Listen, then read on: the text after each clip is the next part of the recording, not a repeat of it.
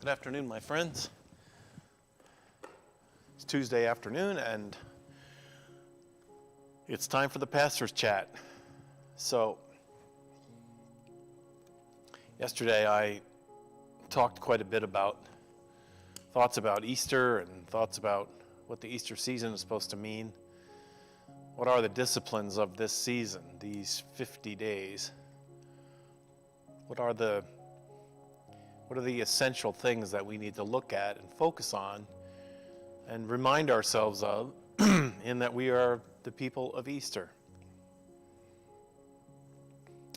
I was thinking, as I was reading some of the lectionary texts for the Easter season, and how often the simple and profound commandment comes back over and over again, that we are called to love one another. And throughout the Gospel of John, which is a really big part of the Easter text, it's just emphasized over and over and over and over again that we are to love each other. We're to care about our fellow man, our fellow woman, our colleagues here on this planet. We're to care about each other, and we're to let that care show in ways that are able to be demonstrated. It keeps coming back to me because I think it's the one commandment that when I think about it, I don't really know what are we supposed to do about that? What are we supposed to do? What really does Jesus want us to do? Does it mean that we go and wash the feet of people? They would be offended by that.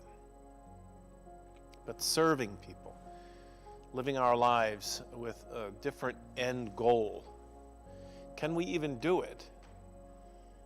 I've spent most of my life, yes, I work in the church and I work to serve people, but I do it because, I need to make money. I have a job and provide for a family, and I keep feeling it sometimes that my life, living my life,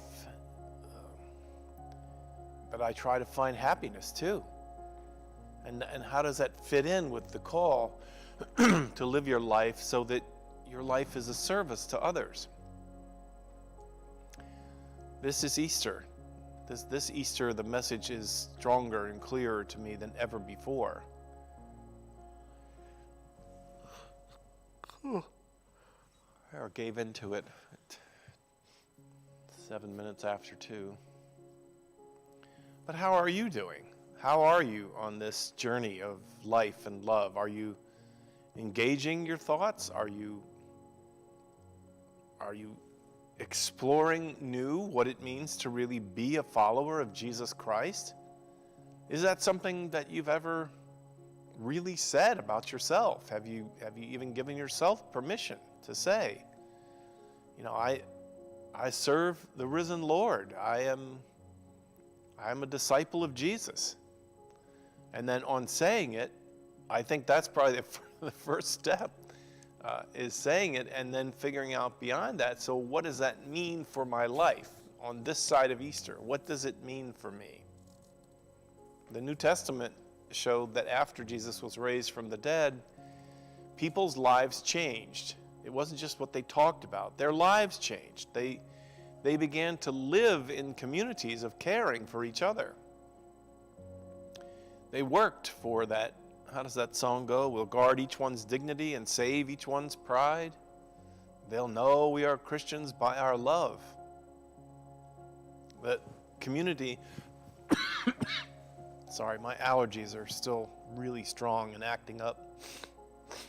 The community that came into being after Jesus was tried and condemned and then crucified and then was resurrected. The community that came into existence was the people's normal drives for life were altered. Other people became important. And not just other people in terms of persons, but others, other populations became important. The gospel spread because people went out to other people. They went outside their circles. They began to live their lives with a kind of missionary zeal that said, I need to take care of my sisters and brothers. I remember one professor in seminary said that, the first great question God asks of Cain is, he says, where is your brother? All the way back in the beginning, Cain and Abel, children of Adam and Eve. Cain, where is your brother? His blood is crying out to me from the earth. And Cain's response is, why are you asking me?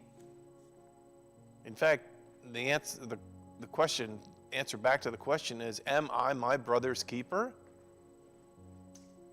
Am I my brother's keeper? And the professor said that what you begin to understand is that from ancient times until today, the answer is hell no. I'm not my brother's keeper. I'm not responsible. I don't need to be engaged. Maybe with my real brother. Maybe with my real brother. Maybe my real sister. I have some sense of obligation to see to it where they are and how they're doing and care for them. But beyond that, for the general population, not so much. On the bigger scale of things, this is what the resurrection of Jesus and the community that came up around him changed. The people who were followers of Jesus were concerned to be their sisters and brothers' keepers. Their lives were interwoven to say, when they're doing well, then we're doing well. This they saw as a consequence, the direct consequence of Jesus' ministry. People began to act in ways of love towards one another. And the community that grew up, that developed around Jesus, first in Jerusalem and then in other areas and other parts, were very selfless-centered groups. They were other-centered people. They were other-centered. And it wasn't enough to say, how am I doing? It was important to say, how are you all doing? And then participate in some way in the well-being of others, in seeing to it. That's why I think, we're getting back to some of the greater parts of that lesson as churches do more and more with food pantries, and we do clothing ministries, and we work to help educational institutions pack lunches for kids so that they have some food when they have no food at home. And we don't do it because we think they're going to be members of our church. We do it because they're our sisters and brothers, and that we are called to love and care and serve the community of the world. Now, I think our efforts are fairly small given some of the need. And in our country, we have the government to do that, right? But then we think it doesn't feel quite the same because the government takes the money away from us in taxes and then does that work. It doesn't feel like us caring for them.